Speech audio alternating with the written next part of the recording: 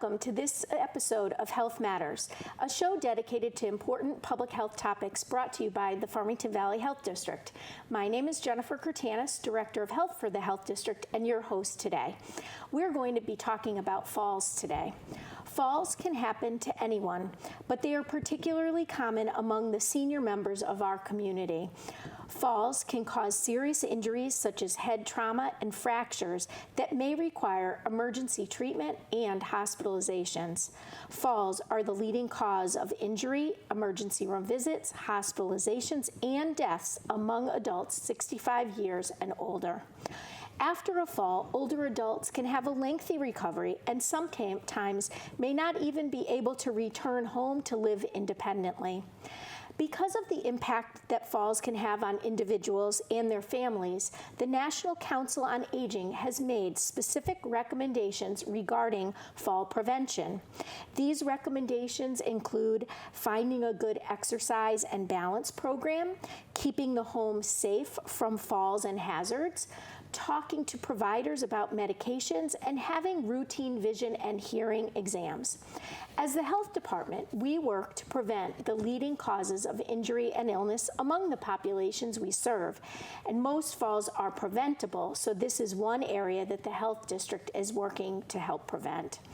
Today, we are pleased to have Sarah Altieri, a certified Matter of Balance trainer and the Health Program Associate for the Farmington Valley Health District, as our guest. Welcome, Sarah. Thank you for having me. Oh, you're very welcome. I'm glad you could be here. So the Farmington Valley Health District is really pleased to work with our senior community and our senior centers throughout the towns we serve to offer a program called Matter of Balance. Can you tell us what this is? Sure. So the Matter of Balance is an evidence-based program out of Boston University.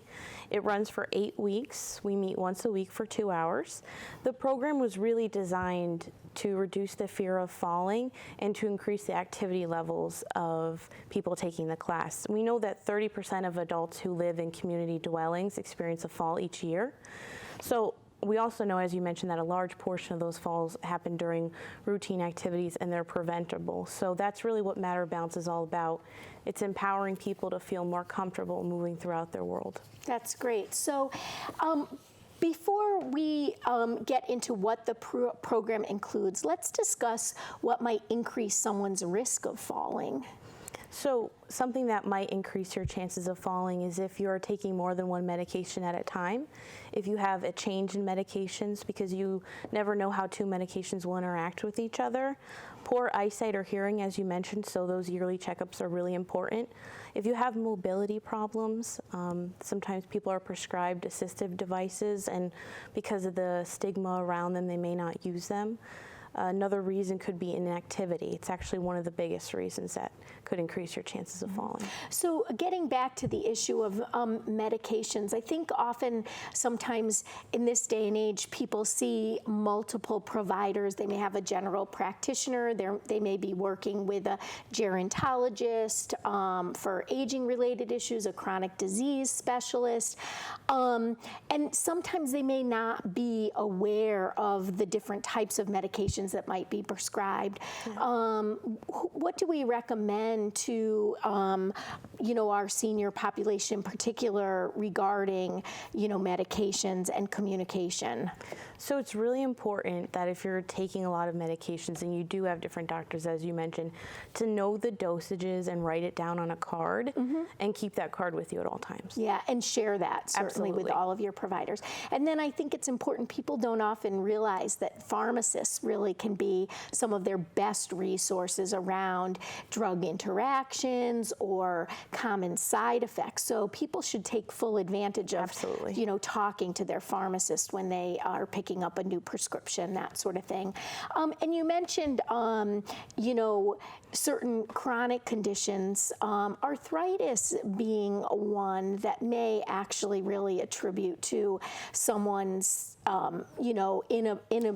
inactivity, and so just being aware that as we get older, there are normal aging processes that might affect our physical abilities, but there are still important things that we can do to maintain our activity levels and exercise and do those types of things to help us with those things. Absolutely. What about people, I know my grandmother had taken a fall at one point, and then, after that, she was just completely petrified about, having another fall. Does having one fall put you at risk for subsequent falls?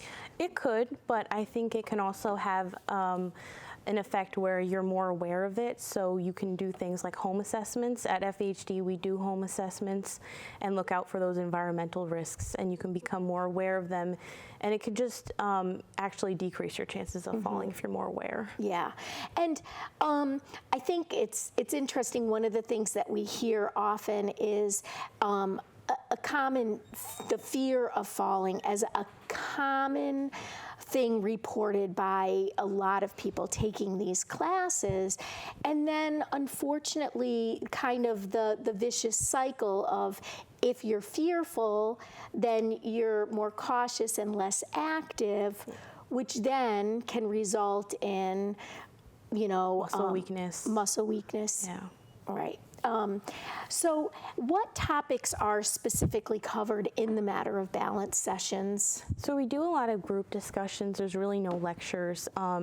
We talk about assistive devices and the social stigmas around them. We also talk about problem solving, and the participants really get to share some practical solutions with each other.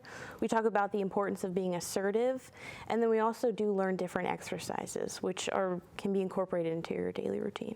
Yeah, the assertiveness thing is interesting, because I think, oftentimes when we teach this class, we hear from participants that, their family members actually in some ways contribute to the problem, because they may themselves be concerned of a loved one, a parent, a grandparent falling. So they say, well, don't do this without any help, or maybe you shouldn't go to the grocery store. You can have Peapod come, or, how do we talk about that, and what's the good balance to try and engage that conversation, but yet be open to suggestions of family members?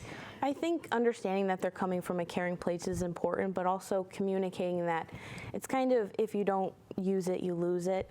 So just staying active, even small things like going grocery shopping and getting out to see a movie are really important. Yeah, so it's that kind of being able to articulate what your desires are, but being open to maybe some compromise relative to things like changing light bulbs, Yes. or getting on a ladder, or doing those types of things. And that's what the great thing about the classes are, because people really share their experiences that they've had with their family members, and they can share some communication techniques that have worked for them.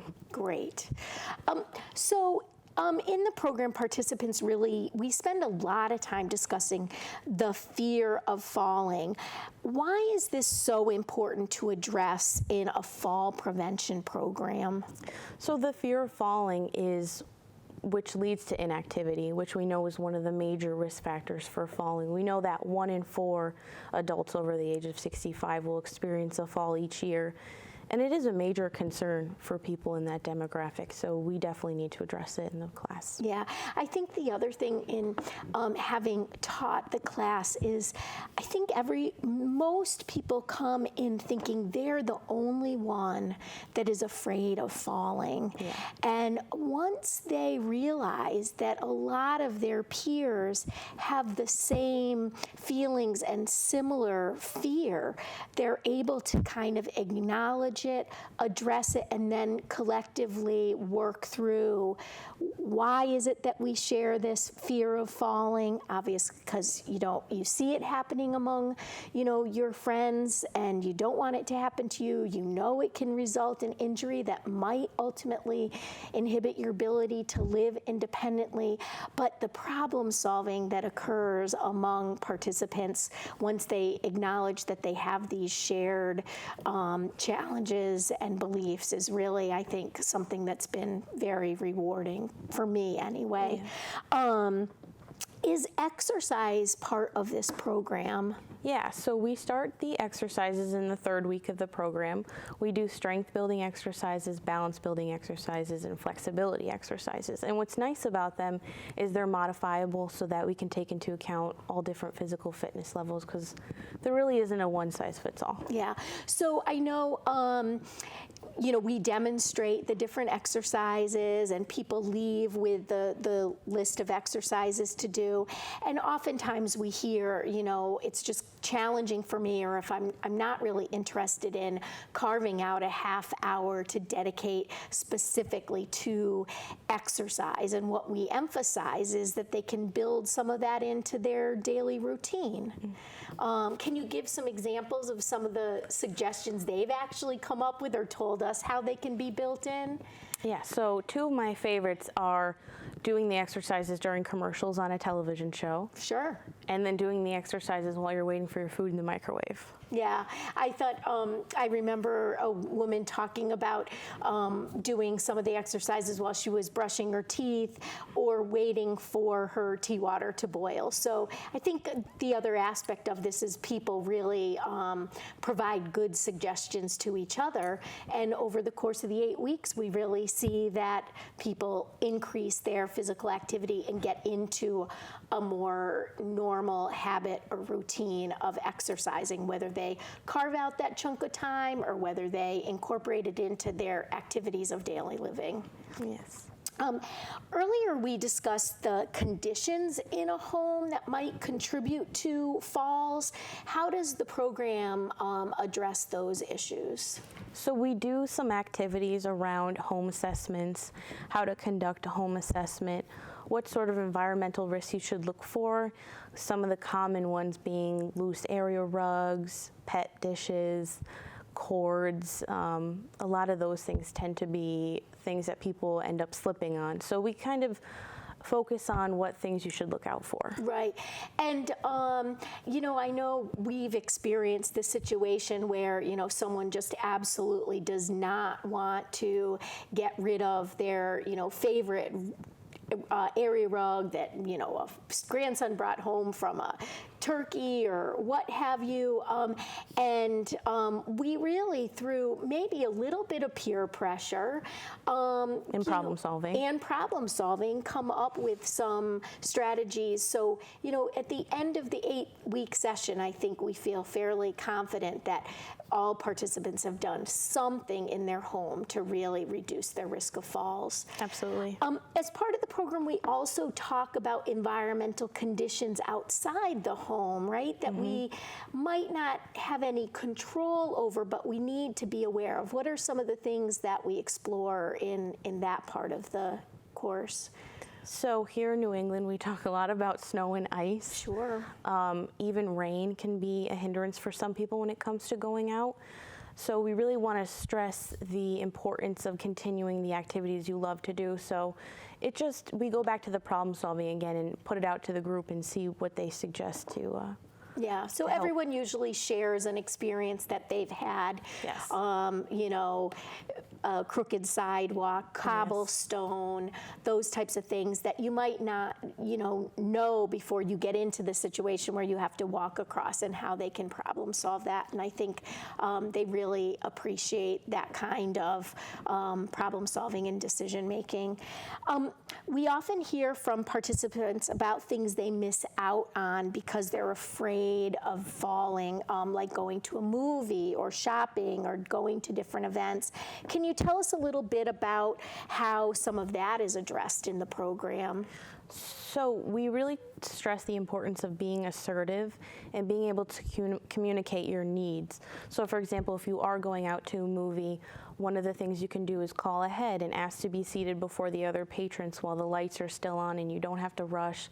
So things like that, taking the step to advocate for yourself. Yeah, and I think that once one member of the group has a positive experience doing that, other people are empowered to, and more than 9 times out of 10 places are willing to accommodate or try, and also asking for help. Right? Yes. I think. Yeah. I think people would be surprised at how willing other people are to help. They want to help. Right, and people share those experiences too. Yes. As we get older, we often see some reticence to take advantage of walking aids, and we do in the program talk about different types of walking aids, et cetera. Can you just share a little bit about how some of that is addressed and people are encouraged? Yeah, so we do talk a lot about the social stigma surrounding using assistive devices. And then again, it comes back to hearing what other people have to say. Some people just use the device when they're in an unfamiliar location. So it's kind of like give and take with the person who prescribed it to you. Right. Yeah.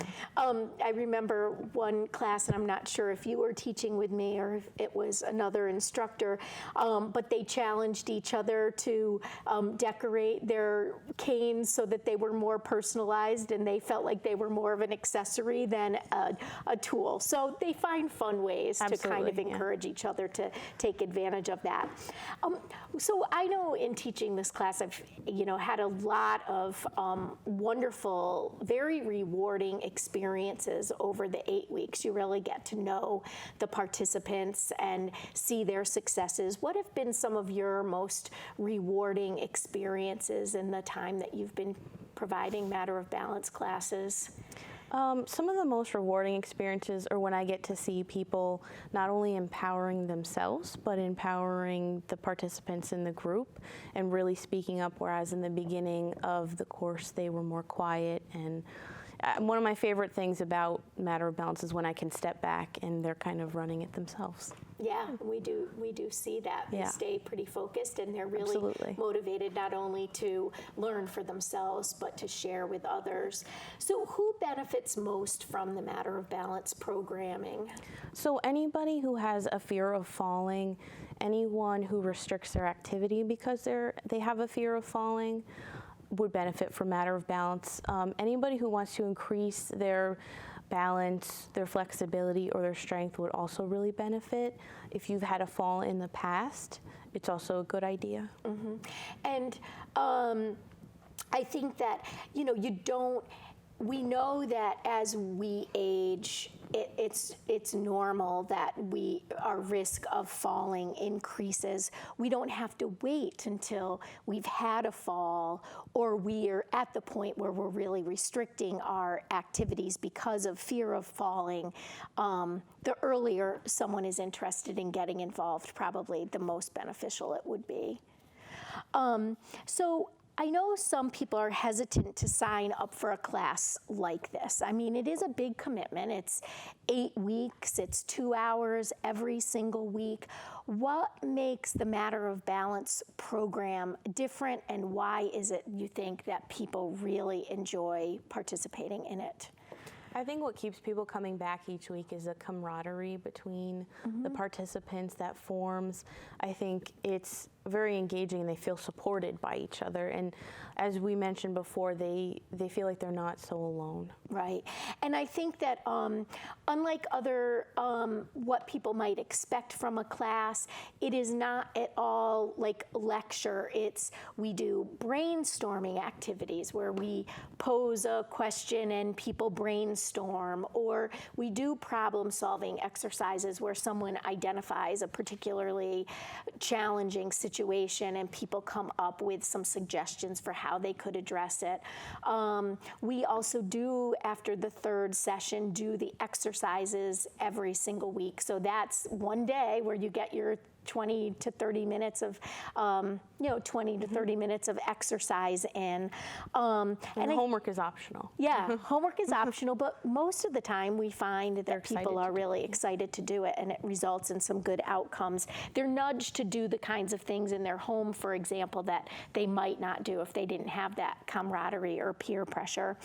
So, we've talked about this program and how wonderful we think it is, but you mentioned that it is an evidence-based program. It's been evaluated. Can you tell us what some of the outcomes, the measurable outcomes are of this program that have been shown through evaluation? So the program has shown that participants not only feel more comfortable increasing levels of physical activity, but their fear of falling has also reduced. And I've found from teaching that people tend to feel more comfortable expressing their needs and talking about falls and aging in general. Yeah, and it has resulted in reductions in falls. I think when they track, forward Yes. those that have participated in the class, they've seen a reduction in falls compared to their counterparts who haven't participated in that type of a class. One of the other things anecdotally that we've seen is we've had cohorts of participants go through that have kept together and continued to do an exercise program together. Yes, we have seen that. I think that's happened on more than one occasion. And we also have had small groups that just come together socially. They may or may not talk about falls or what they've done to prevent falls, but I think even among the aging population, that social engagement and connectivity is really a wonderful side outcome of this type of a program as well. If people were interested in getting more information on Matter of Balance workshops, we work closely with our senior centers. We promote the program in a variety of ways, but how is it that people would get more information? So you can go to our website, fehd.org, or you can just call us. We're the local public health department. You can also, like you mentioned, contact your senior center and talk to the director, or contact your community center, or you can also go to the Matter of Balance website. Great. So I know we work with the area on aging, and there's a number of regional areas on aging within Connecticut that if we're not offering a program at the time, we might be able to connect you. And the other thing is our senior centers are a vast, resource for all sorts of programming.